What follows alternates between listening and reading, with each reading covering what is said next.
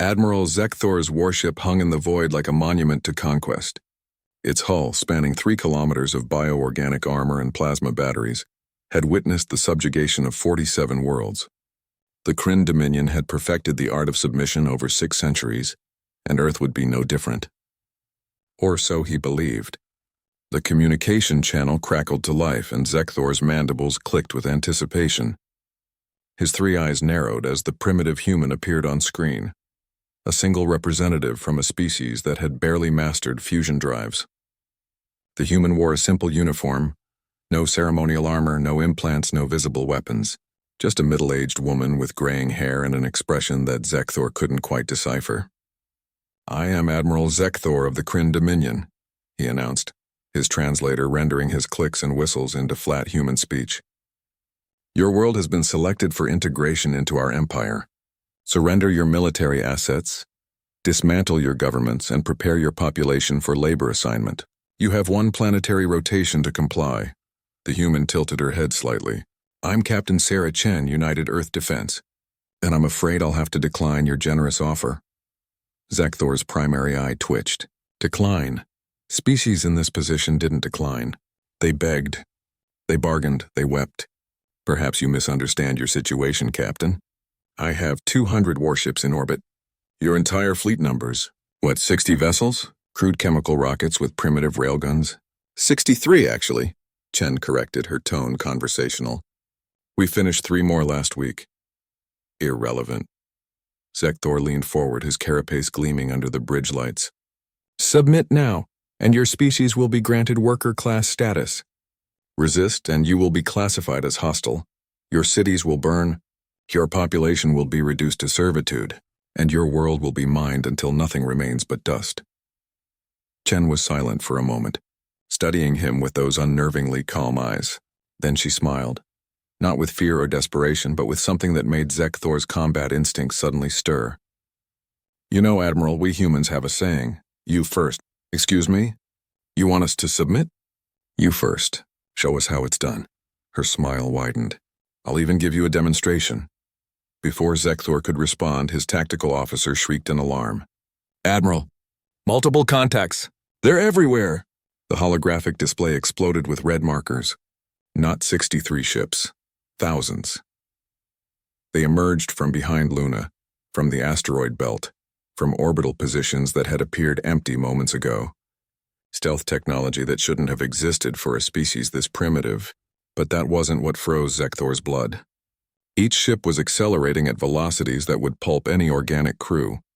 30, 40, 50 gravities of constant thrust. They weren't ships carrying soldiers, they were missiles with engines, and every single one was aimed at his fleet. "Kinetic kill vehicles," Chen explained as if discussing the weather.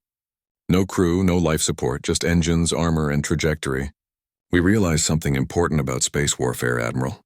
In a vacuum, the best weapon isn't a ship. It's a very, very fast rock." Zekthor watched in horror as his fleet tried to maneuver. Plasma batteries fired, point defense systems engaged, but the human missiles kept coming. They split into clusters, each one tracking a separate target with inhuman precision. Because, he realized with dawning terror, they weren't human at all. They were AI-guided, free from the limitations of flesh. "You see," Chen continued, "we've been waiting for this moment for decades. We knew you were out here. We picked up your broadcasts, studied your conquests. We knew you'd come eventually." The first impacts hit. Zekthor's flagship shuddered as a kinetic penetrator moving at 0.3 C punched through shields designed to stop energy weapons. The projectile, moving at a significant fraction of light speed, didn't explode. It didn't need to. The kinetic energy alone vaporized everything it touched. "We're not brave warriors, Admiral," Chen said softly. "We're not honor-bound samurai or glory-seeking knights. We're humans. We're the species that looked at the food chain and decided we belonged at the top. We're the apes that invented nuclear weapons and then built 12,000 of them just to make sure." Another impact. Then another. Zekthor's fleet was disintegrating. Ships that had conquered worlds were being obliterated by hunks of metal, accelerated to relativistic speeds. "We've fought ourselves for our entire history," Chen continued. "We've perfected the art of killing. We've turned warfare into a science. And then, Admiral, we turned that science on the stars and asked ourselves one simple question. How do we win a war against an enemy with superior technology? Zekthor tried to speak, but his voice failed him. The answer is simple, Chen said. You don't fight fair. You don't meet them in honorable combat. You build weapons they can't defend against, and you strike first. The holographic display showed only 7 Kryn ships remaining, 7 out of 200. Now then, Chen said, her voice hardening. Let me make you an offer, Admiral. You have 1 rotation to withdraw your remaining ships from our system. If you comply, you'll be permitted to leave with your lives. If you resist?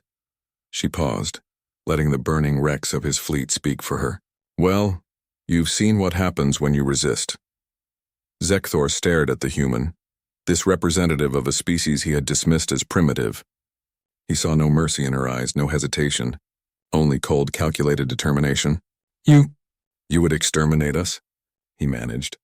No, Admiral. We're not genocidal. We're pragmatic. Chen leaned forward. We'll let you go home. We'll let you tell the Dominion what happened here. We'll let you spread the word across the galaxy. Humanity is not prey. We're not workers. We're not subjects. Her eyes blazed with conviction. We're the species that turned the stars themselves into weapons. And if you come for us again, we won't be merciful. The communication channel remained open, silent except for the background crackle of dying ships. So, Admiral Zekthor, Chen said quietly, are you ready to submit? Because I promise you, we humans are very, very good at teaching lessons, and this is just the first one. Zekthor looked at his remaining ships, at the thousands of kinetic missiles still tracking them through the void, at this impossible species that had turned his conquest into a nightmare. His mandibles clicked once, a gesture of defeat his species hadn't used in 600 years. We withdraw. Smart choice, Captain Chen said, and then she smiled that terrible smile once more. Safe travels, Admiral. And remember, you came to us demanding submission. Now you know what our answer will always be. You first. The communication channel closed, leaving Zekthor alone with the burning remains of Kryn superiority, and the terrible knowledge that humanity had just announced itself to the galaxy, not with a plea for peace, but with a demonstration of calculated violence that would echo across the stars for generations to come.